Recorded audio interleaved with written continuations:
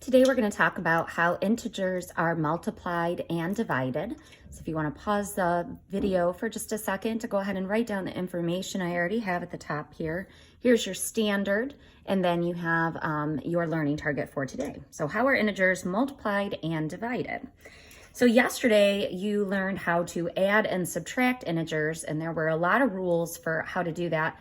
I'm happy to say that with multiplying and dividing integers, it's pretty straightforward and I think much easier to remember. So all you have to look at is the sign on the two numbers that you're multiplying or dividing. And if the signs are the same with both, then you are going to get a positive result. So if you multiply two numbers that have the same sign, if you divide two numbers that have the same sign, they will always be positive. Okay, so let's look at some examples of that. Okay, so if you have a positive 4 times a positive 4, that's going to give you a positive 16.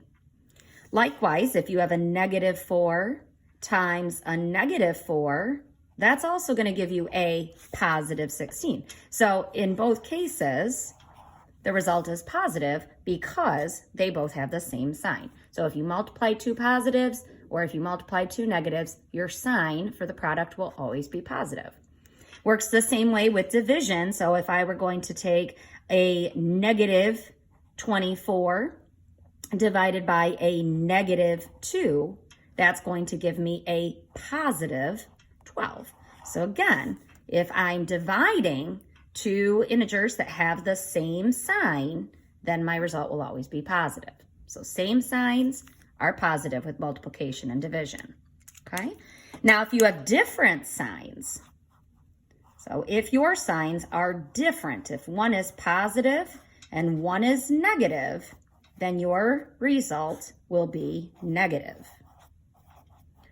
So again, that is true for both multiplication and division.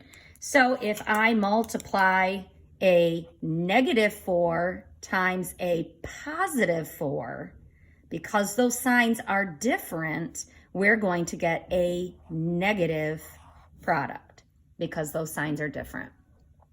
And it works the same way with division. So if I have, say, 12 divided by a negative 3, again, I have integers of different signs, so my result then is going to be a negative 4, okay? So it works the same way with division. So how are integers multiplied and divided? All you need to remember is that if they have the same sign, the result is positive. Different signs will give you a negative. See you guys later. Good luck on your assignment today.